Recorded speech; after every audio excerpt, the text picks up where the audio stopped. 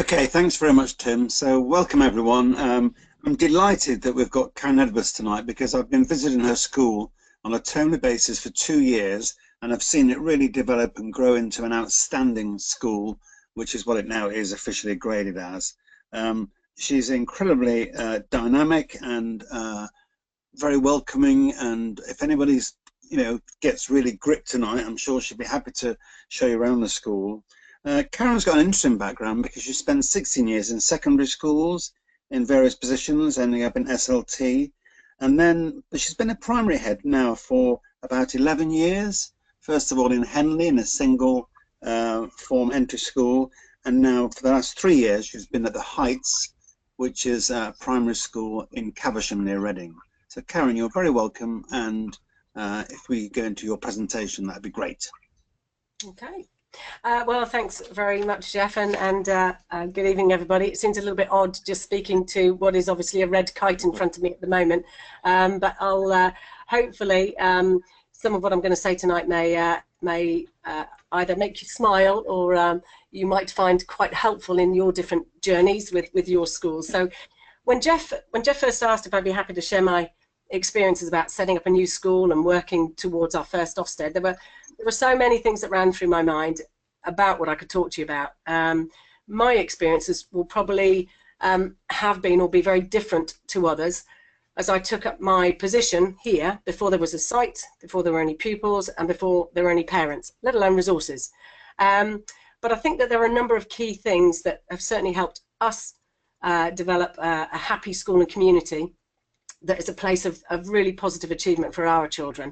I don't presume to suggest that our school is doing anything that is necessarily better than any other schools, because every school is unique with a different makeup and dynamic. But we've done things that have worked for us, and where they haven't, we've changed them. And as I mentioned right at the beginning, if some of our experiences can be helpful or will just make other professionals in schools chuckle, well, we all certainly need a good laugh, particularly at this time of year. So, why start a new school? Well, we've all got reasons. For me, I was presented with an opportunity to build and develop a school in a community that needed one, and it was a school in a community for the community. So there were about 50 plus 4-year-olds each year in the west of Caversham that weren't getting into their local community catchment school, couldn't get into the first 3 or even 4 schools, and that was an ever-growing problem. There were bulge classes and continued to be in my sort of local cluster schools. They needed to come up with a solution. There were parents and other members of the community who were anxious, and the local authority stepped in and said, well, the only way to get a new school now is to build a free school. Why don't you think about getting a brief together and putting a bid in? And they did. And I'm incredibly grateful to them for that, because it's given me this wonderful opportunity. So I knew I had this chance to grow a school organically from the foundation school, and recruit practitioners who felt just as passionately about educating young people as I do. As Jeff has said, I've taught in primary and secondary schools for up to that point 24 years. And it became really clear to me when I moved to primary that, and I certainly wouldn't have agreed with this 20 odd years ago when I started in a inner city school in Camden, but when I started as a head in a primary school, I realized very, very quickly that actually if you get it right at the foundation stage, then everything develops and blossoms for there. And if you don't get it right, then whew, boy, is it hard work. And any of you who work in secondary schools, either as sort of leaders or heads, will know that, you know, when you've got pupils coming up through with either needs or concerns that perhaps haven't either been addressed or they haven't had the best possible start and provision earlier on, then it's an even harder job than it is normally. So I took up the challenge, and I can remember saying to the trust members in my interview, so, you know, when will we know about the permanent site? And they said, oh, that's, you know, we should hear next month, December. That was December 13. Well, it's now the end of June 2017, and we still don't have a permanent site, which actually will take me on to my second photo. You can see I like my photos. So we didn't have a site, temporary or permanent. First thing, we desperately needed to find somewhere where we could be housed with our first 2 reception, and we had 1 small year 1 class to begin with. This is what it looked like at the end of June 2014, before work was started on it July, and before the children came in, I think on the 3rd or 4th of September of that year. So I remember saying to parents, please don't go down to the site that's been found, just trust me. And actually that's a word that I've used an awful lot in the last 4 years. So the challenges, once I accepted my position and left my previous school, we didn't have a site, permanent or temporary, no staff, no pupils, no resources, but the vision of the trust and members of the trust was amazing, and I bought into it completely, and it remains as strong as ever. So I've put relationships and trust right at the beginning. This is not one of my members of staff who's been shrunk. This is a little lad called Jack, who really enjoyed putting on the firefighters' outfits when they came and did a talk for them. I was the only concrete thing, if I can call myself that, right at the beginning that could offer any kind of reassurance to parents that there would be a school opening in September 14. The members of the trust had put trust in me. I had to build the trust and faith in myself for new parents, members of the community, everybody that I was going to have dealings with. So I had finished my job in the April. I'd obviously been working kind of whilst I was still in my previous position, and I was sort of working in evenings trying to sort of move towards the change to my next and current post. But from April I visited every one of the 13 preschool and nurseries where the children would be coming from. So parents had not necessarily chosen us as a first choice. How can you choose a school that doesn't exist as a first choice? But the heights existed when those options and applications were made in the January. So we were there as a name, and we had 50 places offered. You know, we have 25 in each class. I'll come on to that a little bit later. So I visited every one of the preschools and nurseries. I met all of the children. I held regular meetings with parents, and met and worked with heads from my previous cluster who helped me with interviews when I was interviewing staff, who had children that could be used as part of that interview process, and I worked with heads and was building up relationships with the heads in my current cluster as well. We needed to borrow not only sort of schools and areas to have meetings or have interviews, but we also wanted to have a sort of a taster day, an early move-up day for our reception coming in and our New Year 1. And I was immensely grateful to the schools both in Henley and some of my sister schools around here in Caversham, you know, for really facilitating that. So building up those relationships and trust in me, and those partnerships were really key, and they remain key. We've got a great vision. The members of the trust are an incredibly skilled set of people, but because I was the only sort of tangible thing, people had to buy into me before they could really buy into the vision. They have since really bought into the vision. So I know every child at the school. On the first day of school, I greet them. I got to learn all of their names. I greet them by name at the gates every morning, as I know many heads and staff do, and I greet them before I greet the parents. The temporary site wasn't actually found until the end of June, July 14. The modular rooms weren't signed over to us until Monday the 1st of September. So we had from that Monday until 3 days later on the Thursday, where we were inviting parents and children in to come and have a look, to accept deliveries, unpack and build furniture, and build the resources, and get the 3 classrooms that we started with kitted out. We did it, we as a team of staff, but also with the help of parents, trust members, governors, basically everyone. And that was the cheapest team building, if not possibly the most exhausting I think I've ever done in any school. But it has really bonded all of us, you know, the founder parents, all the founder members of staff. We've quite literally put blood, sweat and tears into the actual building of our temporary site. We didn't have mains power for the first 9 weeks. We didn't have mains water for the first week. You know, so we faced some interesting challenges, and I like to think that we faced them with a fair amount of good humour as well.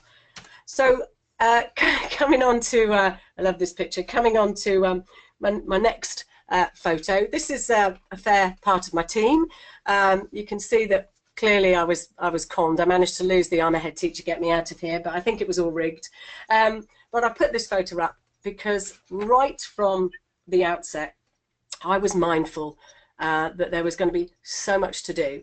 And if you're setting up a new school, you can't do everything. You know what needs to be done, and certainly my experience in a one-form entry primary school where I was involved very much with every aspect of it, from, you know, finances to being the site manager, you know, gritting the playground, sticking my hand down toilets to unblock them, running assessment. So I knew what needed to be done, and I knew I needed key people around me. And so I had conversations with members of the trust, and I said, I need you to trust me with the recruitment, which I didn't do alone. I had members of the trust who helped me recruit, but I knew that I needed a secretary, and not just a secretary with great secretarial skills. Had to be a secretary who understands education and the calendar year, you know, who knows what the pressures are going to be like when the census is being completed, who has an understanding of different management information systems, you know, whether you use parent mail, whether you use Sims, Integris. I knew I needed someone with experience there, a business manager with similar experience. Our pressures that we faced on a daily basis, and they change quite literally from day to day, are really quite significant. And we've been very, very careful when we recruited staff to say, we're unique, we're different, it's exciting, it's immensely rewarding, but it's very, very hard work, and you need to have your eyes open about just how much hard work you'll be putting into it. And if you know, you feel you can cope with that and we'll be supporting you all the way, you'll get a huge amount out of it. IT was another area as well.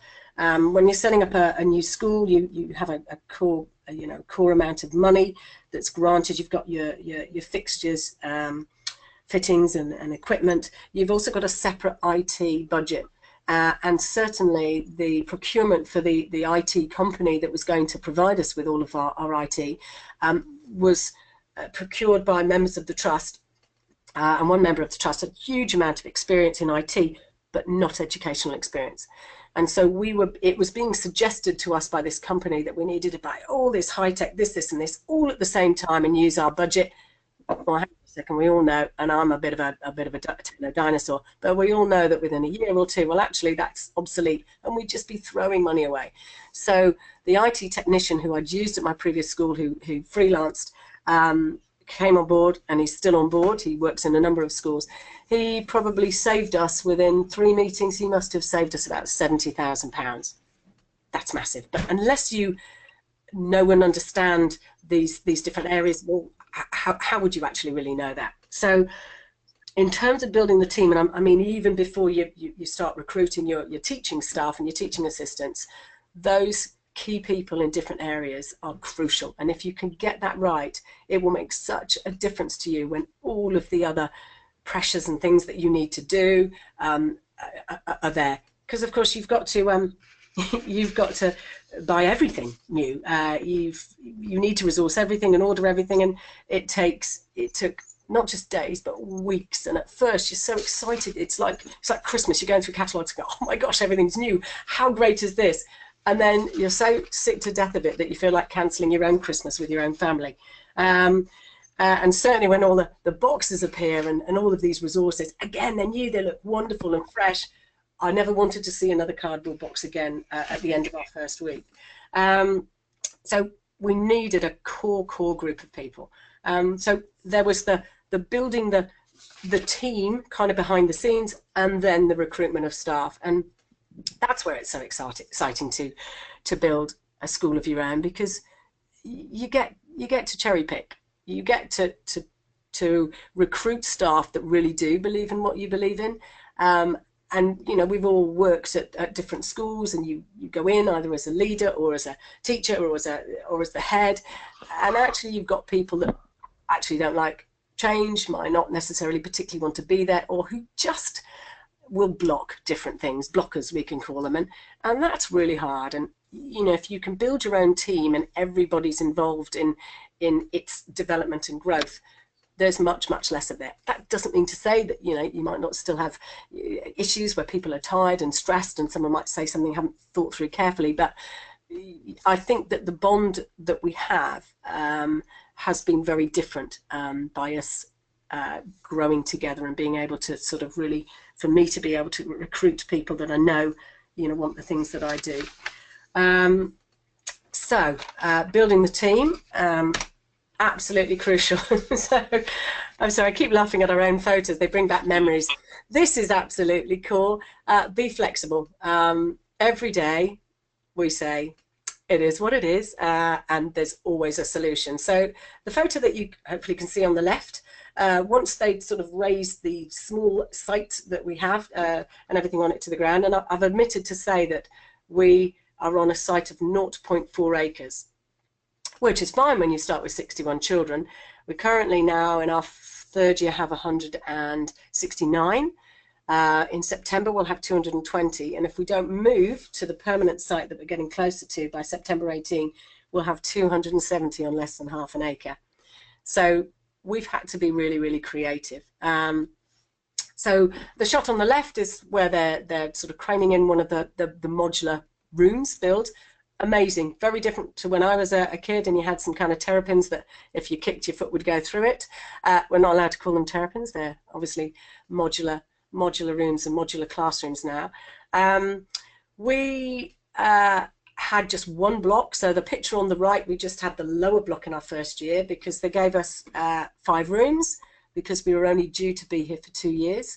It was towards the end, right at the end of our first year, that we realised that we were going to be here for a third year, and we said, well, we're going to need another block on, but it could only be put on in the October of the half term of our second year, which meant that in the second year, when we had 2 reception, 2 year 1 and 1 year 2 class, we'd filled all the classrooms and we had nowhere for the children to have lunch, nowhere for indoor PE, nowhere for assemblies. And right from the start, my passion is to celebrate and to welcome, to have all of the children and as many of the parents to a celebration assembly every Friday afternoon. And I was damned if I wasn't going to continue that. So I've been known to be walking outside the school and pacing up and down, and that doesn't mean I'm frustrated. It means I'm quite literally pacing out and seeing how much space there is. So immediately outside the front of the school, I discovered that we had some space we could use. It was 10 by 3 meters. A lot of Googling and quotes later, we managed to find a 10 by 3 unit that we popped down and we transformed into a lunch hall, a very small lunch hall, admittedly. The children very endearingly called it the lunch box. We managed to feed 40 children for 3 sittings over an hour. It was pretty cozy. It was fairly noisy, but it was a solution. It meant that they didn't have to eat in their classrooms, which is something I wanted to not have at any cost.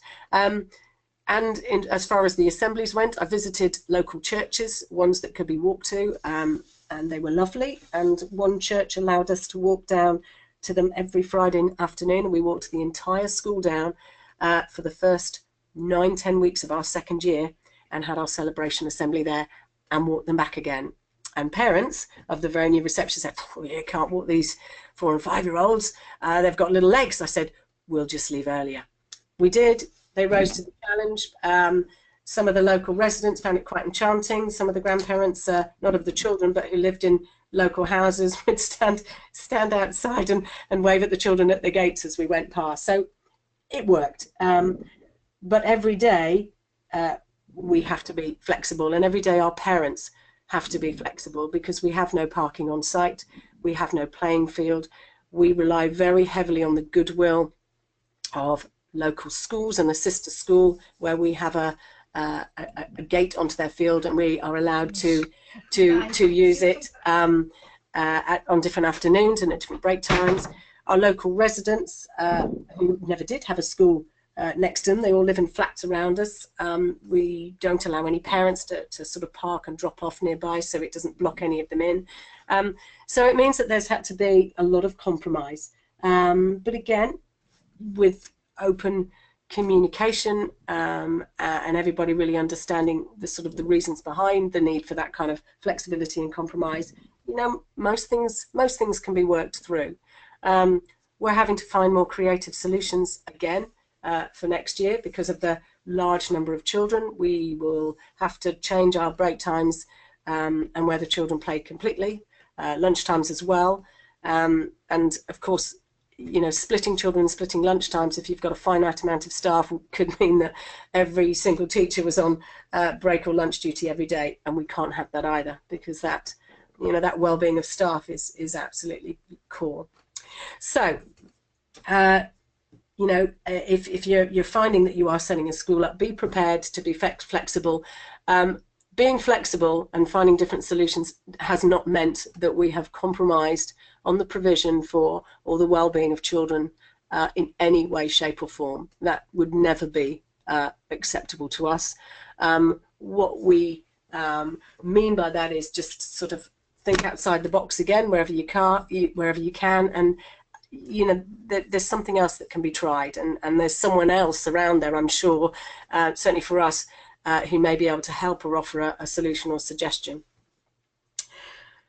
So moving on to my next slide, communication. I've just well, actually I didn't pull this together, my lovely secretary did, because she does colours and things like this much better than me.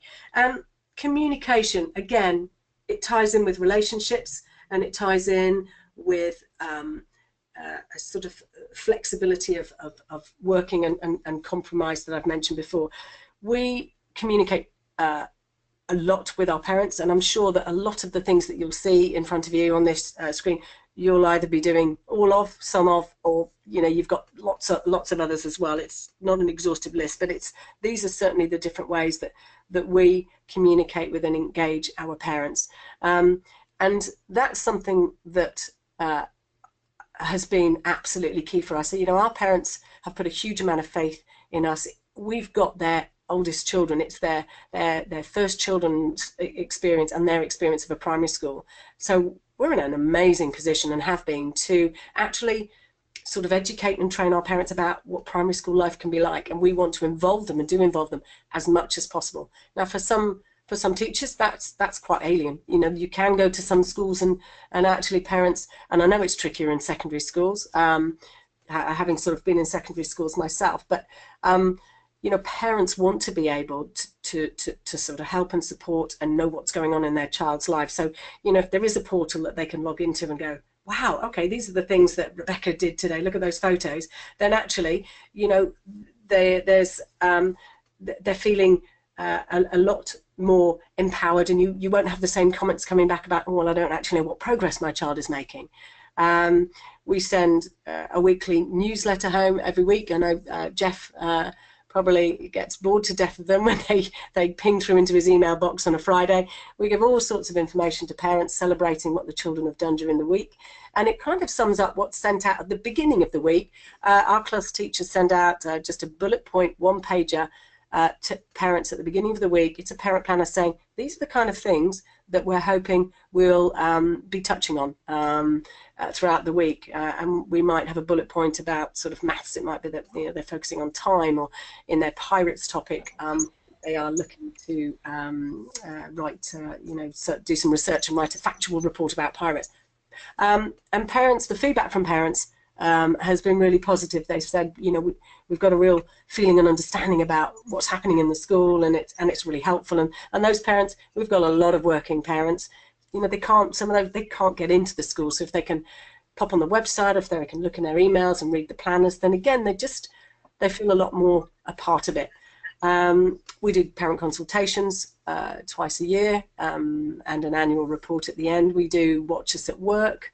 We've got an open door policy information meetings that everybody holds, you know, about reading and maths and how to log on to your parent portal. We do coffee mornings, generally for parents and also for our SEND parents, which the parents of children with additional needs find really, really helpful. We've put the EX at portal. We've got 2 separate assessment systems. We were using learning ladders, and we tried to kind of shoehorn the foundation stage assessment into it because we wanted it to be all through. It didn't work, so you know, we panned it. We've gone with EX tracking system, which we're finding really helpful because it really focuses on the children's age and age bands, and so tracking according to the age they are and the progress they've made, it sort of linked you know, to that age band, and that's been really helpful for us. We've got a website. We've got a closed parent Facebook page. Lots and lots of different ways, but that communication has meant that has helped us, because we've had a lot of times where we've had to pass on difficult information, you know, again, disappointments about there not being a permanent site. Most of our parents have to travel 2 miles out of catchment into really tough traffic in Caversham to get to us. That's not easy for them. And so regular communications and face-to-face meetings to say, this is what's happening, this is where we're at, you know, bear with us, trust us, this is the progress we've made. That's been absolutely crucial. And by, you know, involving and engaging the parents, you know, they come in as readers, they help volunteer in all sorts of ways and on trips. They're an incredibly strong body as a PTFA. They managed to raise £40,000 in the first 2 years. Well, we only had 66 children by the end of the first year. The first quiz night I went to, when we still only had 61 children, we had 90 people attend, which was brilliant. So, you know, right from the beginning, there's been a real feel of community, and actually all together in partnership, we can do some amazing things, and we're going to have an incredible, you know, school in the community that's really there for the community. So on to our lovely children. Expectations and celebrations. As with everybody, you know, we've got high expectations for the children, but we've got high expectations of the children. And we celebrate with them, with the parents, in every way that we can. In our assemblies, in the displays in the classroom, in the displays in the corridor, by tweeting things. They get up in assemblies and they regularly sort of chat to the parents or perform things to them, often ad hoc. We celebrate all sorts of different days that lots of schools do around the country. There's World Book Day last year, I think that was. It's just a bit of an excuse for me because I love to dress up in virtually anything. So any excuse to dress up for me is fabulous. But those expectations are absolutely key. We have we have parents with high aspirations. Many parents do, and certainly in our area, our parents are very supportive. They want to help their children with their learning and with reading. They want, you know, they take them out and they engage them in different activities, the vast majority, which is great and very, you know, very different to, you know, many schools around the country where there isn't that same support and engagement. It can bring with it, you know, different challenges as well. You know, are there expectations? Do they want to try to micromanage every aspect of their child's learning? They certainly could do, but again, by educating our parents right from the outset, we've managed to avoid that. So our expectations are high. The children live up to those. They are, you know, performing and attaining at a high level. But the most important thing for us is that they are all progressing across all groups. We feel that we're highly inclusive. We've got a very large number of children with special educational needs, a larger number than many schools of our size, with education health plans with a range of different needs. This area, Caversham Reading, has a disproportionately high number compared to nationally of young people who are autistic and have autistic traits. I think the Dean sort of said the national average, you know, about 25% of all children with additional needs have autistic traits. In Reading, that's about 35%. And we don't have the same special school facilities or outreach facilities. So, you know, for us, it's been very much about skilling up our staff, in-house training, drawing from the experiences of a local preschool and nursery that has they have a snowflakes unit, which is where they have young people who are autistic, some of whom will not be able to go to mainstream, but many do, and we are one of their feeder schools. So, you know, we feel really really passionate about making sure that all of the children across all groups, we've got a lot of children with who are bilingual, multilingual, English as an additional language. We don't have many pupil premium children. We have a number of looked after, but all of the groups are making, there's not one group that stands out as not making the progress that would be expected. So I'm going to move on. This picture, that's little Inga and little Hannah.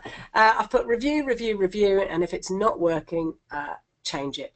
You know, I guess my advice, and from what we've done, you know, we have tried things. We looked carefully into our assessment system. We wanted one that would engage the parents, and that parents could have their own portal. We wanted a system where the children could have ownership and as well, but where it would be really useful for staff. We didn't want to have a tracking sheet for the sake of a tracking sheet. You know, we were in a great position when assessment was changing. We were just starting as a school, so we looked at a number of different systems. We liked Hiltonbury's Learning Ladder system. And we use it because what it does is it helps us inform our planning, and we feel, you know, that actually that's the core and key purpose of assessment. So it's got a wonderful gap analysis. It's very much about the statements in the national curriculum for reading, writing, maths. You can add statements from other subjects as well, and the children work towards those particular statements. And you can actually, as a class teacher and myself as a leader, go in and then see in the gap analysis the areas that the children either haven't yet covered or might be finding quite challenging, and that really helps us go back either to whole classes or to groups to sort of really plug and fill those gaps. We don't use the ladders in the same way as Hiltonbury School and other schools do, because we found that the booklets, our children weren't ready for them at the age that they're at. So we tried it, and at the beginning of this year the staff were saying this is so stressful and so much work. The children are focusing more on kind of colouring in their booklets rather than really looking at the feedback that we've got in their books. So we binned it. We've got the system, but we don't use the booklets for the children. And so everything that we're doing, you know, we're reviewing and seeing the impact of. We have data progress chats with members of staff, key stage leaders, and also class teachers on a short-termly basis, and it's about those discussions. We talk to staff, and we've got the relationship and the trust from staff that you know, the talks are not about us sort of making judgments. It's about us having a healthy discussion and conversation about what's working well, and if something isn't, you know, what can we do to help support them change it, or what can we do, you know, to sort of make sure that we do, you know, help the children make the progress that they need to. And they've been really helpful discussions. We give a lot of flexibility and freedom to our staff in terms of being innovative. That brings its own challenges. We don't follow particular schemes. We have a topic-based curriculum that many schools do. That works for us. We've got broad topics for a term, and we weave as much as we can into it so that it's really relevant for the children. And some of those topics we've tweaked, you know, year on year, because they haven't quite been as engaging or exciting as we've hoped, and that works for us. But when new members of staff come on board, because of course we recruit two teachers every year, two new teachers every year, if they've come from a different school where actually certain schemes are followed, and you know, different things are set and done at specific times, that can be quite a shock. So we work really careful with our sort of incoming teachers induction wise, and make sure that the staff that have been here for a year or a couple of years or 3 years already really help those staff to feel that actually, you know, it's okay. They're not going to be left sort of either dangling or wondering what on earth they have to do without support. And value for money. Our budget is just as tight as everybody else's. I think, you know, we've had to bust a lot of myths about being a free school. We didn't get any additional funding. you've got new resources because you've got to start. So the things that we've got are fresh, we need and new, we need them to last. But we don't have any contingency, and our classes are small. Our first year one class started with 11 children. A lot of schools have 30. We made the decision that we would have a teacher and a teaching assistant in that class. It's been expensive. We're at a stage now next year, even with children who've come in with additional needs, we know that we can't, we won't have general teaching assistants, even full-time, right throughout all of the classes. So we're having to make very, very careful decisions, as everybody else is. It was decided that we'd have 25 in each class from the original consultation 4 years ago. I don't think that's something that the funding agency are recommending anymore, and if anyone's looking to start a school up, don't even sniff at it, because it's not financially viable unless you've got funding from elsewhere. Once we're full with 14 classes, if we don't have 30 in each class, we will miss out on £250,000, depending on what the national funding formula does, a year. And currently each sort of year group with 25, by not having the extra 5 in each, we're talking about £30,000. So it hurts and it's hard, and we'd like to get to a stage where we can move to 30. We certainly can't do that until we move to a permanent site, because there's no way we have the space on our temporary site. So some of the things we've had to do to be a little bit flexible. Reading is a fabulous authority. They've faced challenges with some of the services that they provide. So we weren't provided with a SALTA speech and language therapist, despite significant speech, language and social communication issues all around the cluster. So didn't see one until January. I went to governors and said, we need to find something in our budget. I said, I've made contact with a speech and language therapist who I found who worked for the NHS, and we made the decision from November to employ her for a day a fortnight. She has been amazing. But it cost us. It cost us £6,000 that we hadn't budgeted for, and I said, I'll find money. I'll find some way. It was exceptional. It has made a massive difference to our children. Sadly, we can't continue with her services next year. We may be able to use her on an ad hoc basis, but she helped skill up the staff so much that it was certainly worth it. So what we did, we had an I'm a head teacher, get me out of here kind of event. Said to the parents, this is what we're trying to raise money for. We'd like to raise £1,000, and different parents work for different companies, and could it be matched? So I was pitted against my staff. I did win a number, I have to say, but I lost this one against my fabulous Year 2 teacher. Just couldn't quite find the yellow triangles in the beans with my feet. But the long and short of it was that we didn't raise 1,000. We actually managed to raise £4,700. So we nearly covered the cost of that speech and language therapist for the year. It was amazing. Everybody kind of pulled the stops out. All the children and the parents watched it, and it was broadcast there and for everyone to have a giggle. But it was great fun. It was really messy, and it did the trick for us. It worked. So just another example of just trying to think a little bit out of the box and do something different in kind of tough times. Last couple of slides. Bear with me. This is the premise for us. Everything, it's about the children being happy and feeling safe and wanting to come to school, and they don't know they're on a temporary site. We like to have fun. We do have happy children. We have an annual whole school water day. This was a picture, I think, from one of the ones we had in the first year. Staff take part. The children don't all have to take part. There are safe zones. It's great fun. It's very wet. I forgot in the first year to bring a towel, a change of dress, and one little child came up to me and said, Mrs. Edwards, I have wet pants. And I said, don't worry, Elodie, so do I. So that mental health and well-being is so important to us, as it is to everybody, and that's the heart of everything we do. But so is staff's mental health and well-being, or perhaps a lack of mental health, as you can see from some of those pictures. We do have fun. It is incredibly hard work, but we do try to remember why we're doing it, and that those rewards are absolutely immense. I'd just like to point out that the picture bottom right, where we had an NQT who stayed with us for 2 years, who's now having a wonderful time teaching with his partner in Malaysia, and I don't know whether it's something we did or not.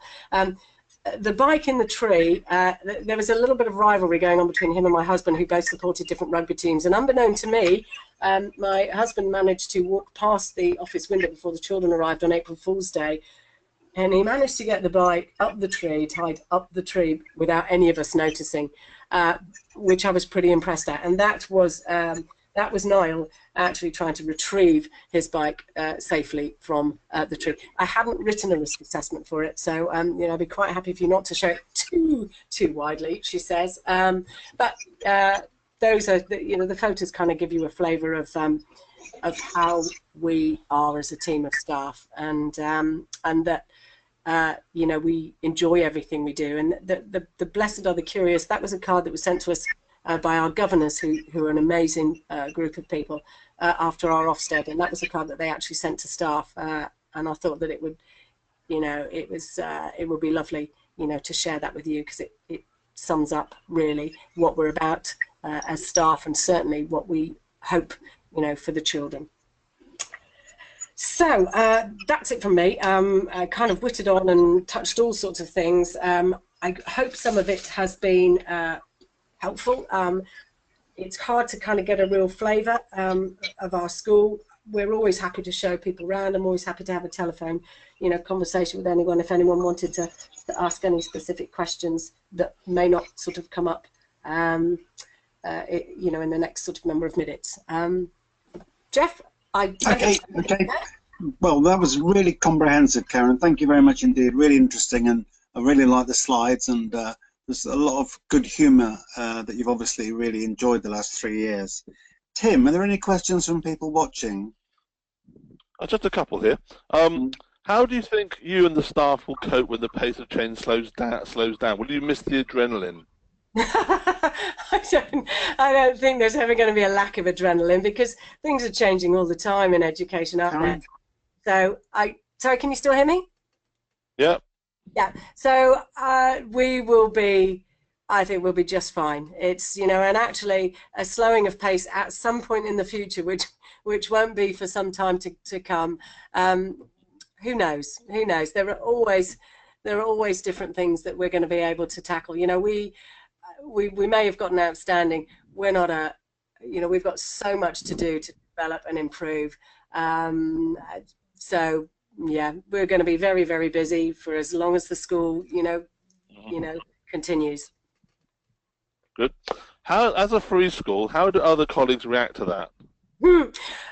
It's actually been pretty hard. I came from a cluster in Henley, and we worked together with the secondary head there for a number of years, and really collaboratively. And it's taken time. I've been a head here for 3 years, and I'm part of the heads of Reading schools as well. And it's been slow building up those relationships. There's a, you know, people do have ideas about how free schools are set up, and even though there's been a real need for this free school, there's still a feeling that actually free schools benefit financially in a different way, and are treated in a really special way, sort of nationally, and we're not. So actually we don't call ourselves a free school. We're a school in the local authority for the community. We follow the national curriculum, so we just talk about ourselves being another school in the community. So yes, it has been a challenge, and that's what I mean about, you know, when I was talking about relationships. Did you have children come to your school who felt they didn't fit in with their old school? Can you tell them from those that joined at the start? Well, the children that joined us in year 1 had all had their foundation stage in other local schools, and some of those schools had a bulge class, so some of those schools were 3-form entry. So actually most of those children that moved, the parents didn't necessarily, either were in our catchment and had siblings who would be joining us later, or who felt that a larger school wasn't quite right for their child at that time, and to be able to grow with the school might be better for them. And we've noticed that the children in our oldest class are now year threes. We've had to really work on building their resilience. So there was a lack of resilience when they joined us. Okay, over to you, Jeff. Okay, thanks, Tim. So just a couple of questions, Karen. What do you enjoy best about being a head at the moment? It's never a dull day. Children are amazing. They teach me something every day. It's incredibly rewarding, and it's really great being part of a close community that we've all built up together. Lots of things to like. What are the two real challenges facing you now? Constraints of our site, you know, all of us on 0.4 of an acre, so that's a challenge every single day. Meeting and supporting the needs of our SEND pupils with an ever-decreasing budget, that's really challenging, and still working to find our permanent site. Right. Okay, and you managed to get the Ofsted in all areas. What advice would you give for heads who are listening to this who want to get a really good grade?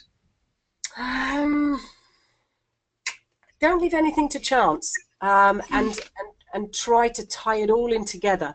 You know, when Ofsted came to visit us, and we were in the middle of Key Stage 1 SATs, and we didn't really have any space for people to meet, what they were able to see, that the quality of work in the children's books matched with what they saw in results, which matched with what was up on displays and when they talked to the children. So it wasn't, it's not that it wasn't difficult, it's just that it was, we were able to demonstrate that actually what they saw was happening every single day. It was typical. And so, yeah, and get your evidence together, keep it going. We had a folder for governors and all the visits that they make. You know, we were able to show comparative data to other schools locally. We do. One thing that was really powerful were the individual pupil case studies, which we've done on children across SEN, EAL, who joined us partway through the year. So we were able to demonstrate with a sheet, you know, to the inspector saying, look how much progress that individual child has made in that particular group. That really helped.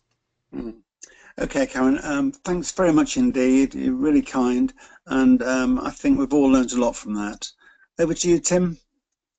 Thank you. Well, colleagues, thank you very much for attending this evening. I hope you found it useful. Just to bring to your attention the fact that this is the last of our series for this academic year, but we will be starting again on the 28th of September. So some dates for your diary there with Paul Jackson, and we'll be carrying on into the new year. So again, we hope you found it useful, and we wish you all a very good evening.